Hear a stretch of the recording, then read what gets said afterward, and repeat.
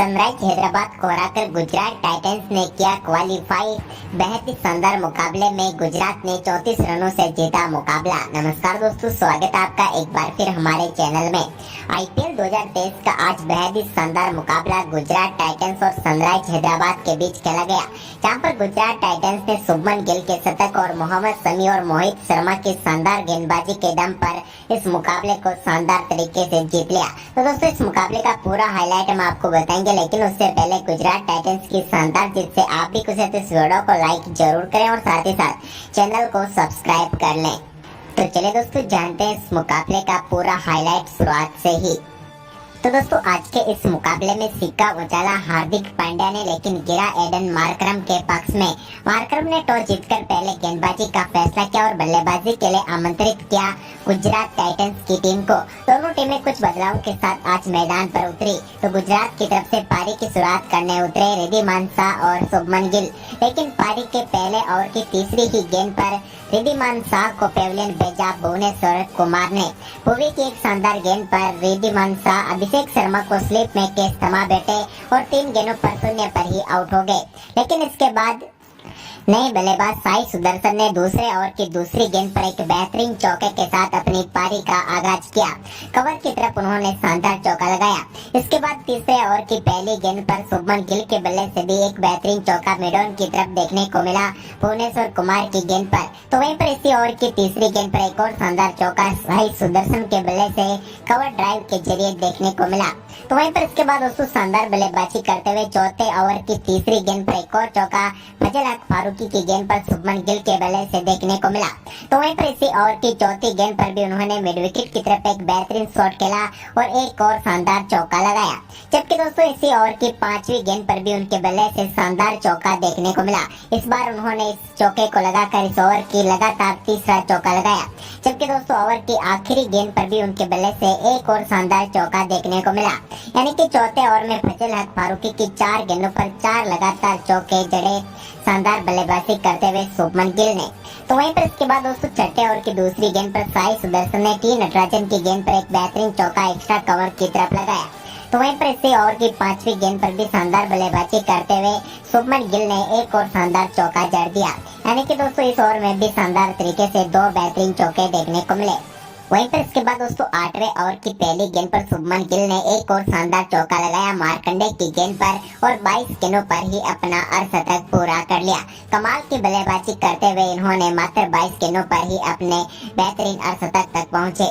इसके बाद दोनों बल्लेबाजों के बीच शानदार तरीके से 10वें ओवर तक 100 रनों की पार्टनरशिप पूरी हो गई, जिसमें 64 रनों का योगदान रहा शुभमन गिल का। तो वहीं पर इसके बाद उसे यहाँ पर शानदार बल्लेबाजी करते हुए 11वें ओवर की तीसरी गेंद पर इस पारी का पहला छक्का साई सुदर्शन के बल्ले से देखने को मिला, जहाँ पर उन्होंने कमाल का शॉट खेलते हुए गेंद को 6 रनों के लिए भेजा। तो वहीं पर इसकी अगली ही गेंद पर उन्होंने एक और शानदार चौका जड़ा। जबकि दोस्तों इसके बाद शानदार बल्लेबाजी करते हुए 12वें ओवर की तीसरी गेंद पर शुभमन गिल के बल्ले से भी पहला छक्का टिप स्क्वायर की तरफ देखने को मिला, जहाँ पर अभिषेक शर्मा की गेंद पर छक्का लगाया। तो वहीं पर इसी ओवर की 5वीं गेंद पर एक और शानदार चौका देखने को मिला। इसके बाद दोस्तों यहाँ पर शानदार बल्लेबाजी कर रहे थे शुभमन गिल, जब उन्होंने 14वें ओवर की चौथी गेंद पर भी एक शानदार चौका एक्स्ट्रा कवर की तरफ लगाया। वहीं पर इसके बाद दोस्तों 15वें ओवर की पहली गेंद पर मार्को एंसन की गेंद पर बड़ा शॉट खेलना चाहते थे, लेकिन इस बार यहाँ पर साई सुदर्शन टी नटराजन को कैच थमा बैठे और 36 गेंदों पर 47 रनों की पारी खेलकर वो आउट हुए। तो वहीं पर इसके बाद दोस्तों हार्दिक पांड्या आए तो उन्होंने 15वें ओवर की 5वीं गेंद पर एक शानदार चौका लगाया मार्को एंसन की गेंद पर, लेकिन इसके बाद 16वें ओवर की दूसरी गेंद पर उनको चलता किया भुवनेश्वर कुमार ने। भुवी की एक शानदार गेंद पर हार्दिक पांड्या राहुल त्रिपाठी को कैच थमा बैठे और 6 गेंदों पर सिर्फ 8 रन बनाकर पेविलियन लौटे। इसके बाद दोस्तों 16वें ओवर की चौथी गेंद पर शुभमन गिल ने एक शानदार चौका लगाया, लेकिन इसके बाद यहाँ पर 17वें ओवर की तीसरी गेंद पर मिलर के बल्ले से भी एक शानदार शॉट देखने को मिला। लेकिन इसके बाद इसी ओवर की चौथी गेंद पर डेविड मिलर को मार्करम ने कैच करके पेविलियन भेजा। टी नटराजन ने 5 गेंदों पर सिर्फ 7 रन बना पाए। इसके बाद यहाँ पर फजल हक फारूकी ने 18वें ओवर की तीसरी गेंद पर राहुल तेवतिया को भी पेविलियन भेज दिया। वो 3 गेंदों पर सिर्फ 3 ही रन बना पाए। वहीं पर इसके बाद शुभमन गिल ने कमाल की बल्लेबाजी करते हुए शानदार अपना शतक पूरा किया जब उन्होंने 19वें ओवर की दूसरी गेंद पर सिंगल के साथ आईपीएल इतिहास का अपना पहला शतक जमाया। शुभमन गिल की कमाल की बल्लेबाजी रही थी और उन्होंने अपने शतक के लिए मात्र 56 गेंदों का ही सामना किया और बेहतरीन शतक जड़ दिया, लेकिन शतक के बाद वो भी ज्यादा देर तक टिक नहीं पाए और 20वें ओवर की पहली गेंद पर अब्दुल समद को अपना कैच थमा बैठे। अब्दुल समद ने बेहतरीन कैच किया और शुभमन गिल जो कि इस मुकाबले में 58 गेंदों पर 101 रनों की कमाल की पारी खेलकर पेविलियन लौटे।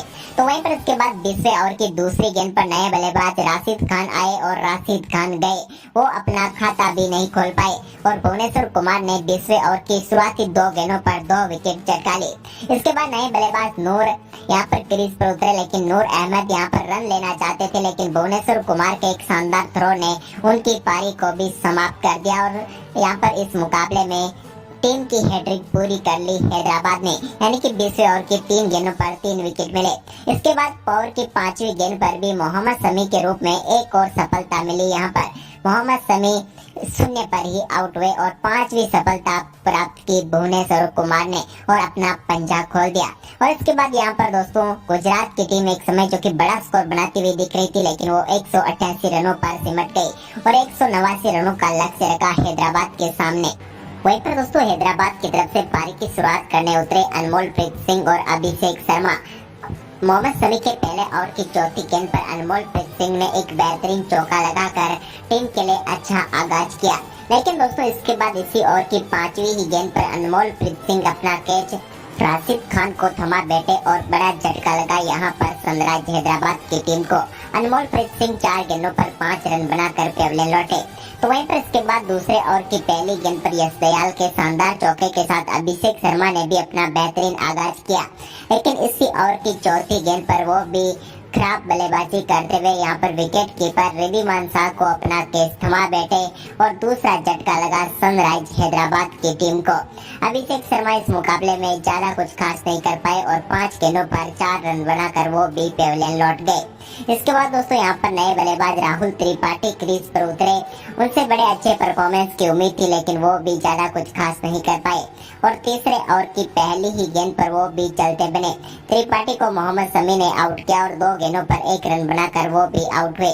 इसके बाद एडन मार्करम के बल्ले से एक बेहतरीन चौका देखने को मिला जब उन्होंने चौथे ओवर की 5वीं गेंद पर शानदार चौका लगाया, लेकिन इसके बाद दोस्तों यहाँ पर मोहम्मद शमी ने एक बार फिर घातक गेंदबाजी करते हुए 5वें ओवर की दूसरी गेंद पर शानदार यहाँ पर कैच पकड़ा दसुन सनका ने और पेविलियन भेजा मोहम्मद शमी ने एडन मार्करम को।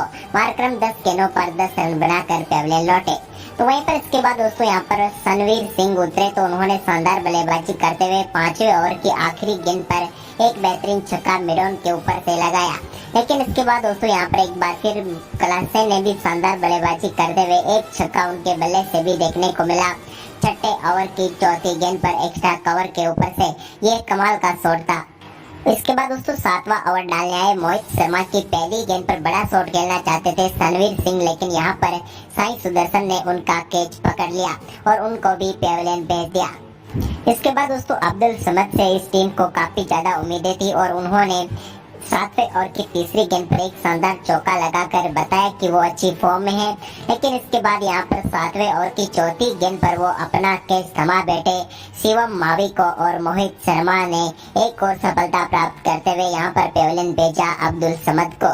अब्दुल इस मुकाबले में 3 गेंदों पर 4 रन बनाकर पेविलियन लौटे। इसके बाद दोस्तों यहाँ पर मार्को एंसन क्रीज पर उतरे, लेकिन वो भी 9वें ओवर की आखिरी गेंद पर मोहित शर्मा का शिकार बने। हार्दिक ने बेहतरीन कैच पकड़ा और वह 6 गेंदों पर 3 रन बनाकर चलते बने और यहाँ पर पूरी की पूरी तरह से मुकाबला गुजरात टाइटंस की पकड़ में आ चुका था।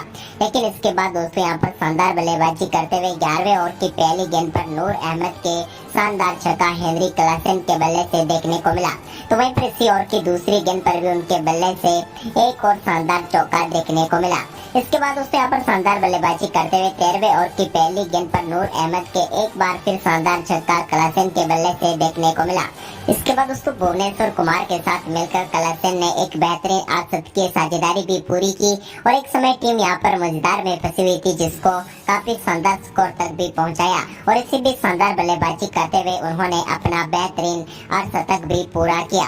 वहीं पर उनकी शानदार बल्लेबाजी 16वें ओवर तक तो जारी रही, लेकिन इसके बाद दोस्तों 17वें ओवर की 5वीं गेंद पर वो मोहम्मद शमी के सामने बड़ा शॉट खेलना चाहते थे, लेकिन यहाँ पर वो गलती कर बैठे और उनका बेहतरीन कैच डेविड मिलर ने पकड़ा और 44 गेंदों पर शानदार 64 रनों की पारी खेलकर हेनरी क्लासेन पेविलियन लौटे।